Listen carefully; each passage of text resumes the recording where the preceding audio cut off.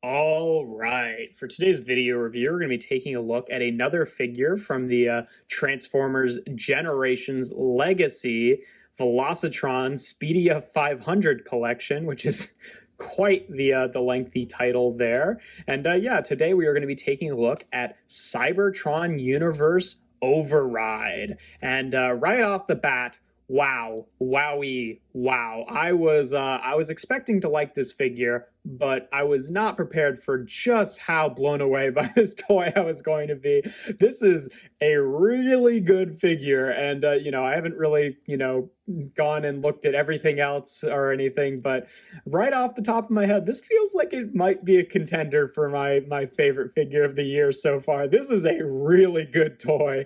I don't know. It doesn't even do anything like that incredible. It's just like it has a lot of little nods to it that I just really appreciate, and it just hits me in just the right way. It's a really nice little toy here. But yeah, it's nice to get a new version of Override as a Voyager class here, because a lot of those Cybertron toys really do hold up. However, the original Override toy, I think, didn't really capture the look from the cartoon super well.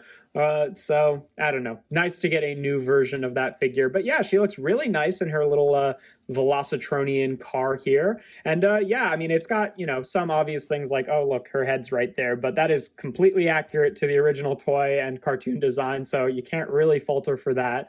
But yeah, no, it looks really nice. It rolls pretty well. It has kind of a nice, just because of the shape of the wheels here, and they have like kind of a a texture to them. It has kind of a nice like clicky sort of roll, I guess. The one detail in the vehicle mode that I think would have been nice to see here is having those headlights that were really really apparent on the original toy and design there. That would have been nice, but it's not the end of the world. Still, overall, the shape is there, and I think it looks really nice. In terms of weaponry, she comes with this big section on the back here, which is going to be her robot mode gun, which is really reminiscent of the like Cyber Planet key gun that she had in the original toy line and cartoon. But obviously, this is not spring loaded or anything. You just fold out the missiles, which is fine, And it's also nice because because of the design that it's going off of here, it's a part of the vehicle mode, and it stores just there really nicely in robot mode too. So finally, we have a figure that has weapon storage really elegantly in both modes. And granted, yes, that's just by virtue of the design of this thing and what it's based on, but I really appreciate that her weapon just stores really nicely there. And now, I was already getting ready to start recording and rave about the figure, and I was thinking about, talking about how this doesn't do the Cyber Planet key gimmick and how that was okay. And then I noticed that it's got a little slot back here, and I was like, wait a minute, could you, if you take a Cyber Planet key, you can actually plug it in there. It doesn't do anything, but you can plug it in there. And I was like, oh my goodness, really? That's so cool. I just love that reference there, that you can actually plug in the Cyber Planet key. And there's something about this figure that just feels so authentic to the original design and the original way that toys were back when this figure originally came out. Because getting on into comparisons here, we'll do things a little bit out of order. If you start off, I'm going to bring on some more Cybertron Velocitron figures here so you can see what they look like with her. And she fits right in, and it's not just because she looks like Override, and Override was designed with the same design philosophy. It's the type of plastic, it literally feels like an old chunky big really thick plastic kind of toy, where it's it has that sort of nice toyetic kind of gloss to it that's kind of hard to describe. And I don't think this figure is made out of a different type of plastic than other modern figures are. It's just I guess the way that it was designed, they just really wanted to have that look like a big old chunky figure like they used to be. It's a really hard thing to describe, but it's not just the shape of it, it's also the way that the plastic feels. Like it has that kind of like glossiness and shininess and smoothness that felt very much like figures from this era. So which really just makes her fit right in. And like if I didn't know better, and if I didn't, know what the original Cybertron Override looked like, and I didn't know that this was a modern figure, like I would believe it if you told me that this was just the original Cybertron Override figure and that it was just really good, like it's, I don't know. I'm raving about it a lot, but I just think this is a really incredible figure. And then for other size comparisons, here she is for the standard one with Kingdom Sideswipe. So you can see, pretty sizable car there. Obviously she's a Voyager, and she's, kind of small for a Voyager class, honestly, but I think the scaling works out well, and I think that making her a Voyager class figure was probably the thing that allowed them to, kind of like really focus in on the engineering with this figure and not have it feel like, I'm not meaning to dunk on modern figures, but like it doesn't feel like as hollow as like a standard modern figure. It feels more like a figure from, the Cybertron era. And I think that is definitely in part due to the fact that they made her a Voyager class. But yeah, the only other thing, I guess the only other issue I have with the vehicle mode is the little cockpit piece here. I kind of have a hard time getting to stay tabbed in sometimes. Like it's kind of fine because it mostly just sits there anyway, but like it definitely wants to, push up from those tabs a little bit, which I think is only really an issue if you're looking super closely at it. But yeah, otherwise, just a really fantastic vehicle mode. But yeah, let's get on to transformation here. What's really nice is if you want, you can just leave this piece on throughout the entire transformation. That's exactly where it will end up in robot mode if you're not wanting her to wield it as a weapon. So we'll just leave that there. First thing you want to do is take the arms down here, and just using her hands, she's pegged into these two pegs here. So you just want to unpeg those, and then the two arms that kind of interlock here will actually rotate out kind of on the wheels here, just like that. So you want to rotate those out to the side. And then while we're here, we just have to rotate the fists around. They have to be rotated like that so that the hole's in the right place to hold onto these pegs to secure them in vehicle mode. Then you can take this whole section here, untab it. I mean, kind of just unfold it because it doesn't really tab in, and bring this out just like that for now so that we can untab the legs and just bring them down on these joints here, and they very satisfyingly click into place. Just like that.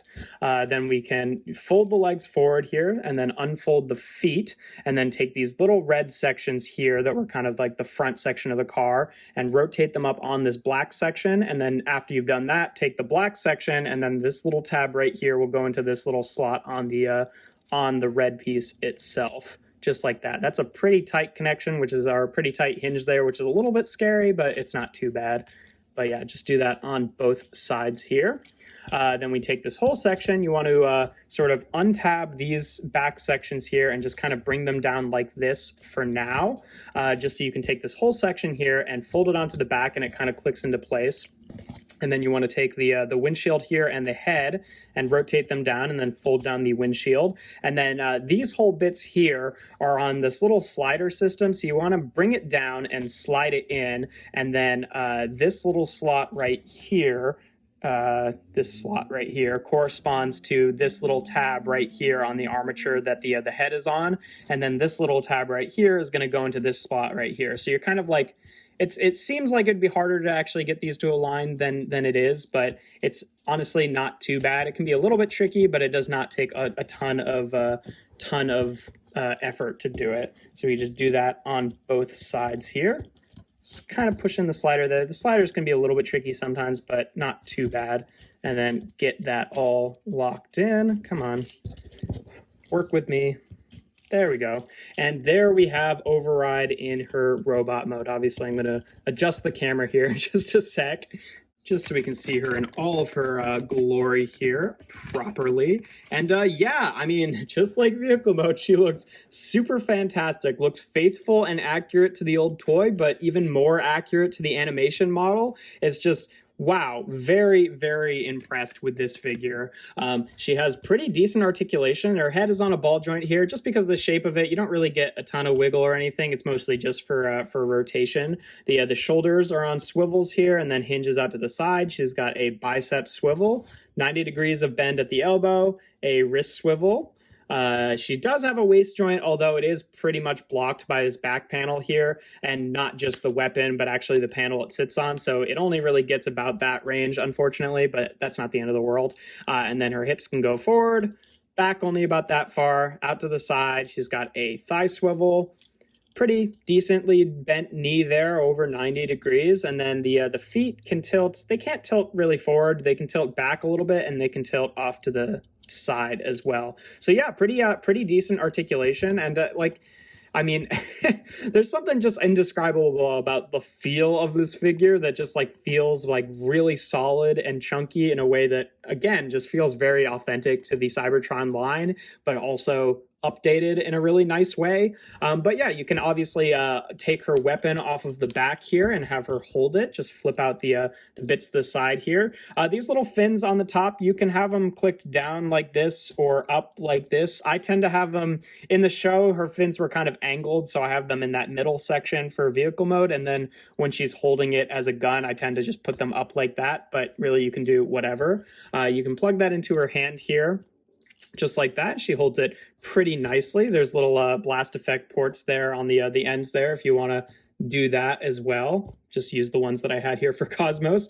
And then, obviously you'd have to kind of hold it way up like this, but you can obviously still plug in the Cyber Missile there, or the Cyber Planet key. And that looks okay. I think it looks a little bit better in vehicle mode, just because in this mode it prevents her from like bending her elbow. But I still think that's a pretty nice display option there. And then if you don't want her holding it in her hand, she does have a peg hole on the side of her forearm here if you want her to wield it like that. And I think that looks pretty good. The peg's a little bit, too long, so it doesn't like sit flush on there, but I think it's still a pretty good look. And then, like I said, if you don't want her holding it at all, it stores just cleanly and nicely exactly where it was in vehicle mode on the back here, and does not mess with the look of the figure at all. So yeah, very successful, I think, weapon integration there. Again, just kind of by virtue of the design of this figure and what it's intending to do. For comparisons, for the standard one, here she is again with Kingdom Sideswipe, just so you can see how she stacks up next to a average size deluxe here. Definitely, pretty kind of short Voyager height, not super tall, but I think it works pretty well. We've gotten shorter Voyagers recently even. And then here she is again with Crumple Zone and Dirt Boss and Ransack and Breakdown, just for some other Velocitronians here, so you can see what she looks like with all of them. And like, again, I've said it a million times, I think she fits in really, really well with those figures, which is really nice to see, honestly, because I don't expect that we'll be getting, like new generations versions of a lot of these guys. Maybe ever, I don't know. Some of them, sure, but some of them probably not. Like, I doubt we're ever going to get a new Cybertron Breakdown. But honestly, like, a lot of those figures hold up anyway, so I think they look fine enough with modern generations figures. But I definitely think she is a pretty big glow up to what her original toy looked like, which unfortunately I don't have to show off with her, but I'll never feel the need to get that toy because this one is just so good. And then last but not least, here she is with Cosmos, also from the Velocitron line, just so you can see what she looks like with the other Speedia 500 figure we've checked out so far. And Dirt Boss trying to fall off the table there. Had to make a really quick catch there. But yeah, not a whole lot else to say about this figure.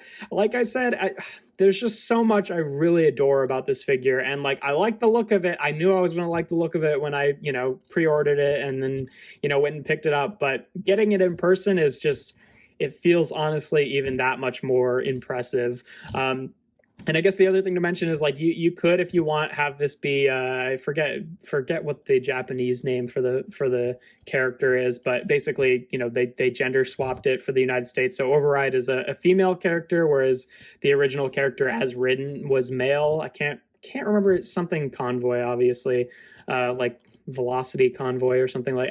I can't remember, but you can have it be either way. Personally, I grew up on Cybertron, so I know this character as Override, and it's always great to have, more female Transformers characters. And by virtue of the fact that originally the design was supposed to be male, what's kind of nice about Override too is that she doesn't do that typical, female Transformer thing of like, all the male Transformers can be whatever shape and size they want, and then the female Transformers can only be like, human proportion women kind of with robot parts, whereas Override I think just looks like a standard robot, which is great. I think it works really well as a female character, and would work really well as a male character, which is the point, right?